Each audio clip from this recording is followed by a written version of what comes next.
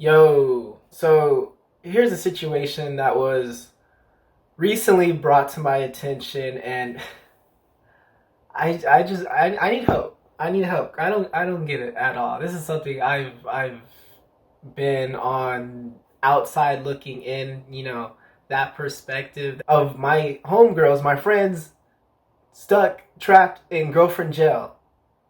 You know, girlfriend jail? You've heard of, you know what it is. You know what it is. You start dating someone, fall in love prematurely, and then you block out the entire existence that you had before you met them. Just like just like that, just like Thanos, just wiping away everybody because you found a cute boy. A cute boy. It doesn't matter, right? Cuz you found a cute boy that makes you laugh, that makes you forget about your friends and your family and just, I heard. um, I'm not really mad, but I'm just confused. When did we start letting this perfect stranger, just commandeer our life? So that's one scenario to land yourself in girlfriend jail.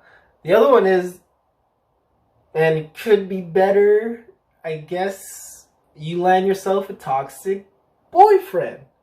And said boyfriend is just insecure, emotionally abusive, an asshole, has trust issues, or D, all of the above.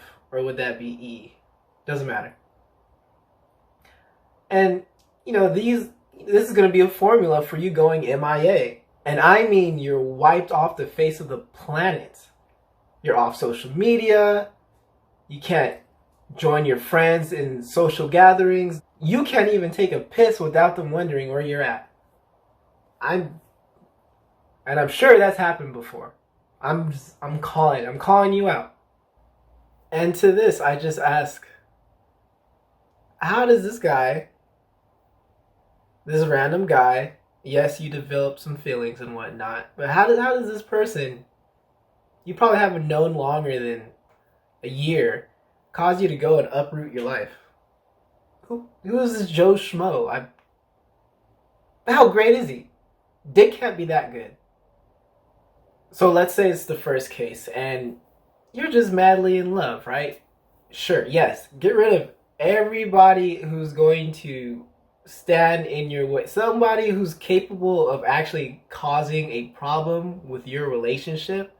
They should have been cut off a long time ago. These people who are disrespectful about how you conduct yourself, yes, banish them. But what if this particular person is genuinely looking out for you? Do you have a history in making bad choices? In this case, bad choices in men. Do you?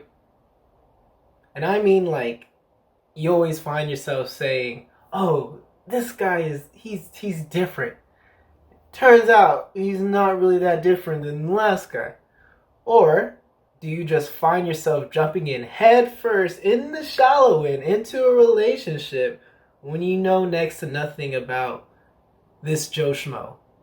If you have to seclude yourself from 80% of the people that you know, or 80% of the people that love you unconditionally, just to have peace of mind to be with this guy, then there's a problem there, right?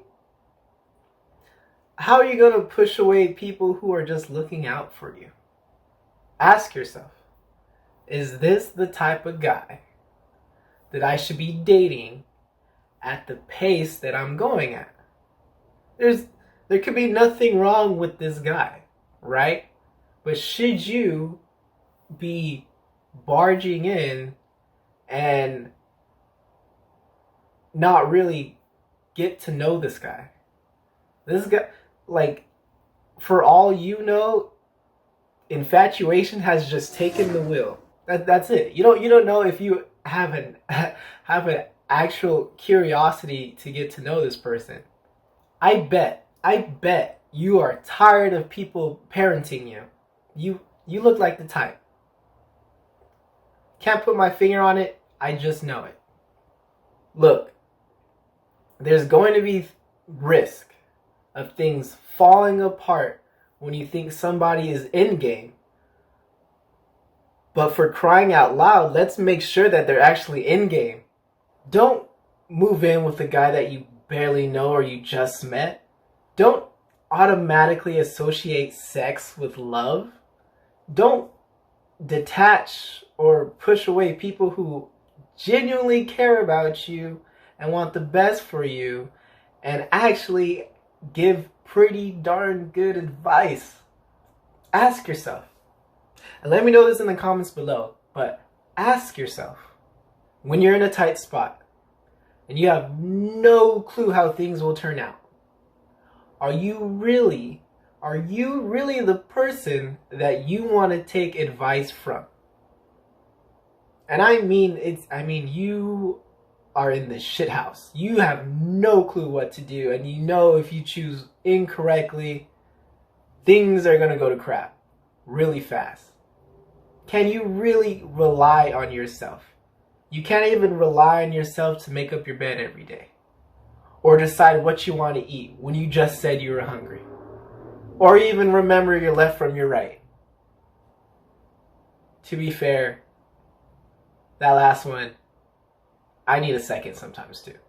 But can you really rely on yourself if you are alone? Are you cool with that? Are you cool with pushing away all of your best resources? Can you trust yourself to make the right decision when you're desperate for things to go your way? If the answer is no, and you can actually think of some people right off the top of your head that can actually help you out and want to see you succeed, then they're worth talking to. They're worth hearing out. And maybe you don't want advice. Maybe you just want somebody to listen. Just tell them that. Just say, I just want to vent right now. I just need you to listen. That's good to have. It's good to have that option. It's good to not piss off that option. Don't piss off that option. Be kind. Be kind to the people who love you. Now, let's say the guy's a moron and he's toxic.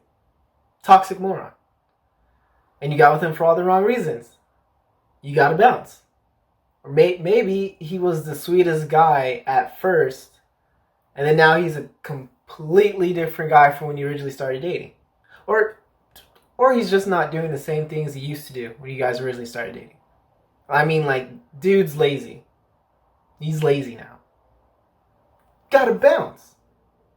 If you find yourself in a relationship with somebody, and to be honest, you want to get in a relationship for the sake of getting in a relationship, that is not going to be good news. That's not going to end well.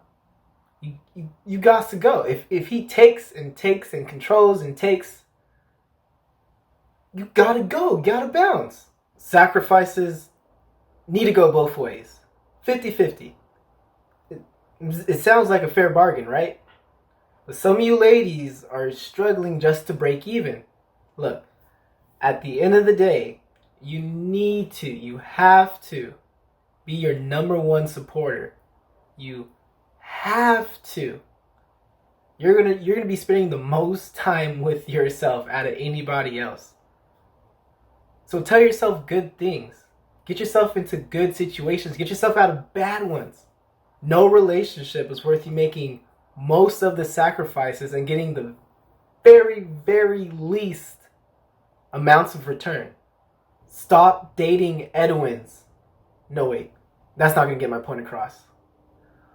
Avoid vampires sucking out your energy, your time, your self-worth, your bread. Jesus, your bread. Stay woke, people. Make that money. Save that money. Don't invest it all into your boyfriend. Look, relationships are great, but that can't be the only good thing that matters to you. That can't be the only good thing you have going for you. Go see your friends. Go talk to your family. Study. Speed up the process of you getting into your dream career. Go exercise like you keep telling yourself you're going to go do. Look, I hope things go well with whomever you really, really, really like. But I pray that you are secure and continue to blossom into the queen that you will be, even if you two have to break up. But anyway, that's all I have for this video. Please leave a like if you enjoyed it. Go ahead and leave a comment and let me know your thoughts on the subject. And if you know anybody that should listen to this, go ahead and share it. I'm Brother Josh. Peace.